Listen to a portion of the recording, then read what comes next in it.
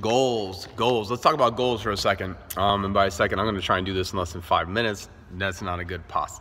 Not really high probability that's going to happen, but goals. So for starters, let's get focused on like what it is that you're wanting to focus on. So give yourself a category for these goals, meaning like, is it physical, mental, emotional, experiential? Like, is it a trip or something? Is it a stuff goal? Is it like, is it a vehicle? Is it social, like a relationship? Is it personal development? Is it vocational? Is it educational?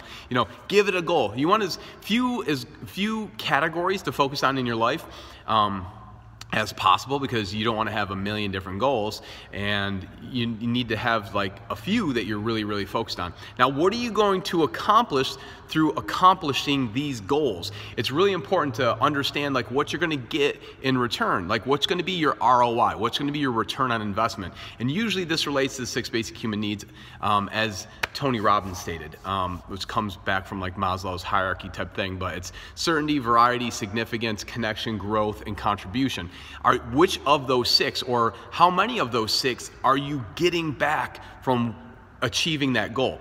Now, remember, it's not just that there's those those product goals, but there's those process goals too. So usually if there's an outcome goal, there's a process goal or process goals along the way that you need to have in order to hit that mark, or most optimally hit that mark. Now, understanding after you set a goal, like how jacked up are you about accomplishing the goal? If you don't have a goal that you're juiced about, like at least like that outcome goal, it's going to be difficult when times get tough. So it's important to look at things from that standpoint. And by that, I mean like understanding on a scale of 0 to 100, how committed are you to this goal? And if you say like, 65, like ask yourself the question then, don't ask why you're at 65. That's a waste of time. Ask yourself what it would take to get to 100 and what that might look and feel like. And then once you can understand what that look and feels like, then you can get to that level. Or think about, is there anybody that I know that had this goal before that was in a similar position to me? What did they look like? What did they do? What were they consistent? You might have to ask them that question too. Like you might have to ask their coach, or like a teammate, or ask a parent, or ask a teacher or trainer, somebody that knew about it, like that was there through that process. That's really helpful, because now you start to understand, you can set in your head like the environment of greatness, the environment of that goal. Now, if you're going to try to hit a goal, you can't be the goalkeeper, so to speak. It's very difficult to score a goal while you're protecting a goal, which means share with the people that are necessary and it's going to be helpful for you to actually hit that goal, but don't share with anybody else unless you're that person that gets some sort of like juice out of sharing your goal. But then understand, once you share the goal, you've got to defend that goal, right? For the most part, because people are going to try to attack that goal. Now, in order for you to hit your goal, you're going to have to leave the goal and get on the offensive. So keep that in mind. Focus on the offense. Stop worrying about, defending it or stopping other people from hitting their goals. The next thing, you need to take inventory or stock of what's going to be necessary for resources on this journey. Some people grossly overestimate what it's going to take. Some people grossly underestimate what it's going to take. You need to make sure that you're ready and prepared for those things. The next thing is getting clear on what the next step is. What's the next action? A lot of people don't understand this concept. They'll say something like, hey, listen, I gotta get to the doctor today. I gotta make a doctor's appointment. All right, well, if you don't have the phone number for the doctor, you gotta look up the phone number first. That's the next step, not getting to the appointment. The next step is actually calling the doctor, and before that, you have to look up the number if you don't have the number, okay? So getting clear on next actions and then taking them consistently. And once you take those consistent next action, sometimes it's good to have a project log or something along those lines where you chart your progress.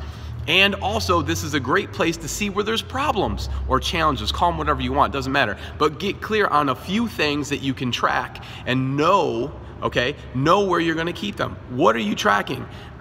The fewer the better, but as many as necessary. Just like your inboxes. The fewer the better, but as many as necessary. Okay? And then where? Where are you going to keep that stuff? Where is that stuff going to be stored? Is it going to be in your phone? Is it going to be on a notepad? Is it going to be at home on the refrigerator? Where are you going to chart that stuff? Your things that are your key indicators, okay? Your vital few. And then when? How often? Like what's going to be the time on when you're going to check in on these things? Is it going to be every day you're going to record progress? You're going to track yourself? Is it going to be every other day? Is it going to be weekly? And then understand, like, when you're trying to pick a goal, sometimes you might have to start off with just some brainstorming. You might start off like when you're shopping, and I just said this on a Facebook Live, was if you're looking for furniture for your living room, you start off by looking at living room furniture first, right? Maybe I don't even know what I'm looking for yet, but it's something in the living room, I don't know. Maybe it's a couch, maybe it's a chair, maybe it's a love seat, maybe, you know, and then once I get there, I can have that general idea, and then once I start looking, I can get more specific. And then eventually when I want to buy something, I have to determine exactly what it is that I want.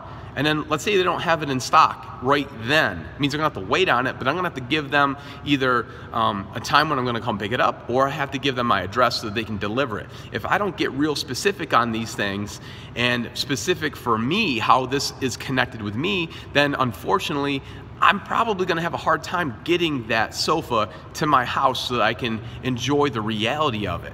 And then again, like, let's take that back to the beginning. What do I get out of this goal? Sometimes we create these goals that leave us feeling unfulfilled because we don't know what we are going to get out of the vehicle. Because that's the thing, the goal really isn't usually the end feeling that we get out of it. And that's really the goal. The goal is the end feeling for most people. But like, if you're not aware of that, when you get there, sometimes people can feel empty. They feel like, wow, the process was really the goal. But then I accomplished this, or I didn't accomplish it. And sometimes it's worse if they accomplish it because they don't, that feeling doesn't last for some of the people because they don't practice getting into the practice of experiencing that win. Okay, and that's kind of like that reverse delayed gratification where you start to experience the victory like all throughout the process. Okay, that's what it means with falling in love with the process. It doesn't mean like making up like a feeling. It means understanding what you're shooting for and then allowing yourself the opportunity to feel that in advance of getting there. That's how so many great people accomplish things. Like, what would it look and feel like? What would it smell like? What would it taste like when I get here? Now let me start to experience that on the regular getting there, because that's gonna drive you more, that's gonna inspire you more, that's gonna keep you up tempo, that's gonna, when it's dark, that's gonna keep you like with that light on internally, because that's really what's gonna, you know, that's what's gonna shine the light on your way. That's gonna keep you guided. That's gonna keep you feeling like, hey, I can do this. I will do this. Eventually, not necessarily today, but eventually I will achieve this. I will hit my goal. But I have to get that goal first. I have to see, I have to take aim, because if I don't even know where that goal is, how do I know if I'm making progress?